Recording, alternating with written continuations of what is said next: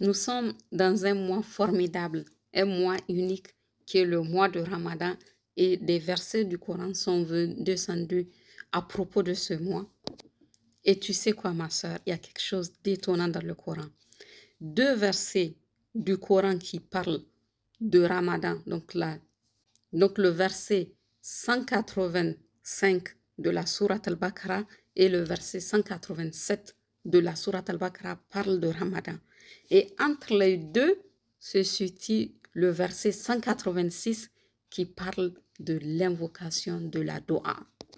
شهر رمضان الذي أنزل فيه القرآن هدى للناس وبينات من الهدى والفرقان فمن شهد منكم الشهر فليصم ومن كان مريضا أو على سفر فعدة من أيام أخر يريد الله بكم اليسر ولا يريد بكم العسر ولتكملوا العدة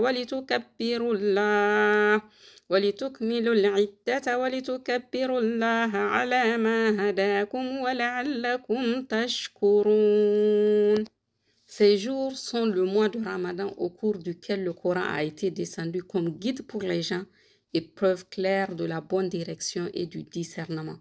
Donc, quiconque d'entre vous est présent en ce mois, qu'il jeûne. Et quiconque est malade ou en voyage alors qu'il jeûne un nombre égal d'autres jours. Allah veut pour vous la facilité, il ne veut pas la difficulté pour vous afin que vous en complétiez le nombre et que vous proclamiez la grandeur d'Allah pour vous avoir guidé et afin que vous soyez reconnaissant. Donc ça, c'est le verset 185. Et qu'est-ce qui vient au niveau du verset 186? وَإِذَا سَأَلَكَ عِبَادِي أَنِّي فَإِنِّي قَرِيبٌ أُجِيبُ دَعْوَةَ الدَّاعِ إِذَا دَعَانِ فَلْيَسْتَجِيبُوا لِي وَلْيُؤْمِنُوا بِي لَعَلَّهُمْ يَرْشُدُونَ. Et quand mes serviteurs t'interrogent sur moi, alors je suis tout proche.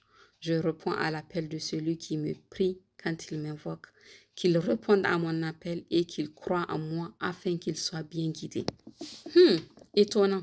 On vient de parler du Ramadan. Là, on a un verset qui parle d'invoquer Allah Azza wa Jalla. Et le verset 187 dit quoi? أُحِلَّ لَكُمْ لَيْلَةَ الصِّيَامِ الرَّفَثُ إِلَى نِسَائِكُمْ هن لباس لكم وأنتم لباس لهن علم الله أنكم كنتم تختانون أنفسكم فتاب عليكم وعفى عنكم فالآن باشروهن وابتغوا ما كتب الله لكم وكلوا واشربوا حتى يتبين لكم الخيط الأبيض من الخيط الأسود من الفجر ثم أتموا الصيام إلى الليل ولا تباشروهن وأنتم عاكفون في المساجد تلك حدود الله فلا تقربوها كذلك يبين الله آياته للناس لعلهم يتقون. On vous a permis la nuit de Siam d'avoir des rapports avec vos femmes. Elles sont un vêtement pour vous et vous êtes un vêtement pour elles. Allah sait que vous aviez clandestinement des rapports avec vos femmes. Il vous a pardonné et vous a gracié. Cohabitez donc avec elles maintenant et cherchez ce que Dieu a prescrit en votre faveur. Mangez et buvez jusqu'à ce que se distingue pour vous le fil blanc de l'aube du fil noir de la nuit. Puis accomplissez le jeûne jusqu'à la nuit. Mais ne cohabitez pas avec elles pendant que vous êtes en retraite spirituelle dans les mosquées. Voilà les lois d'Allah. Ne vous approchez donc pas des limites pour les transgresser. C'est ainsi que Allah expose aux hommes ses enseignements afin qu'ils deviennent pieux. Là, tu t'étonnes vraiment de voir que ce verset explicite des règles concernant le jeûne, le verset 185 parle du mois de Ramadan et le verset 186 au milieu des deux parle d'invocation. C'est peut-être étonnant pour nous, mais quand tu regardes les choses, c'est que quand tu fais un culte, quand tu fais un acte d'adoration, l'objectif c'est de te tourner vers Allah Azza wa Jal. Et quand tu l'as accompli, tu invoques Allah Subhanahu wa Ta'ala. Quand tu as fini de prier, tu invoques Allah Azza wa Jal. Quand tu as fini de jeûner, tu invoques Allah Azza wa Jal. Quand tu fais le hajj, tu invoques Allah Azza wa Jal. Et d'ailleurs, c'est un moment d'exaucement de l'invocation quand tu finis un acte d'adoration, un acte d'obéissance, que d'invoquer Allah subhanahu wa ta'ala, c'est un moment d'exaucement de l'invocation. C'est pourquoi nous avons cette formidable invocation qu'ont fait Ibrahim alayhi salatu wa salam avec son fils Ismaïl pendant qu'ils élevaient la Kaaba, la maison d'Allah Azza wa Jal. وإذ يرفع إبراهيم القواعد من البيت وإسماعيل ربنا تقبل منا إنك أنت السميع العليم. Et quand Ibrahim et Ismaïl élevaient les assises de la maison, ils disaient: Ô notre Seigneur, accepte ceci de notre part, car c'est toi l'audient, l'omniscient, As-Sami' Al-Alim. Donc, quand nous faisons des bonnes actions, profitons de ces moments d'exaucement pour invoquer Allah Azza wa Jal As-Sami' afin qu'il entende et qu'il exauce notre invocation. Et particulièrement pendant ce mois d'obéissance, ce mois de jeûne où on se rapproche encore davantage de Allah Azza wa Jal. Et c'est pour ça que dans notre préparation pour le mois de Ramadan, nous nous sommes pris à l'avance pour établir notre liste de doua, de demandes qu'on souhaite demander à Allah Azza wa Jal, et profitons de chaque moment pour le faire, sachant que particulièrement au moment de la rupture, on a une invocation qui n'est pas rejetée, une invocation qui est exaucée.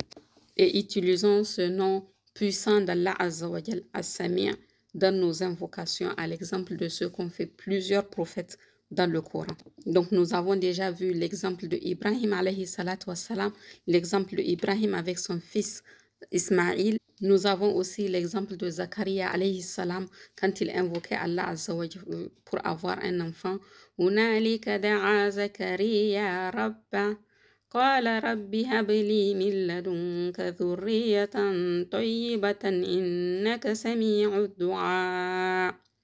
Alors que Zacharia pria son Seigneur et dit: Ô mon Seigneur, donne-moi venant de toi une excellente descendance, car c'est toi celui qui entend bien les invocations.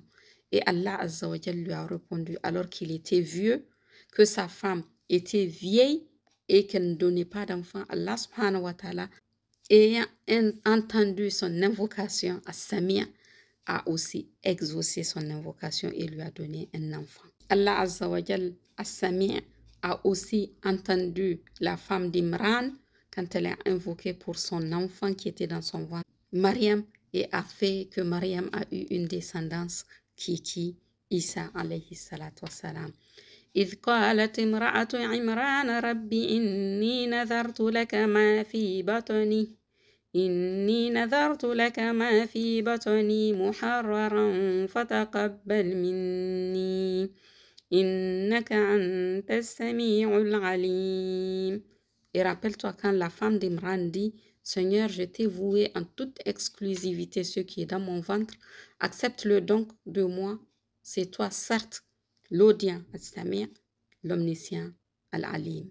Et Allah subhanahu wa ta'ala les a tous invoqués, de même que Yusuf alayhi salatu wassalam, quand il avait été éprouvé par les femmes de l'Égypte et qu'il a invoqué Allah Azza wa Jal, Allah subhanahu wa ta'ala l'a entendu As-Sami' et l'a exaucé. قال رب السجن أحب إلي مما يدعونني إليه وإلا تصرف عني كيدهن أصب إليهن وأكن من الجاهلين. Il dit: Ô mon Seigneur, la prison m'est préférable à ce à quoi elle m'invite. Et si tu n'écartes pas de moi leur ruse, je me pencherai vers elle et je serai du nombre des ignorants, des pécheurs. فاستجاب له ربه فصرف عنه كيدهن إنه هو السميع العليم.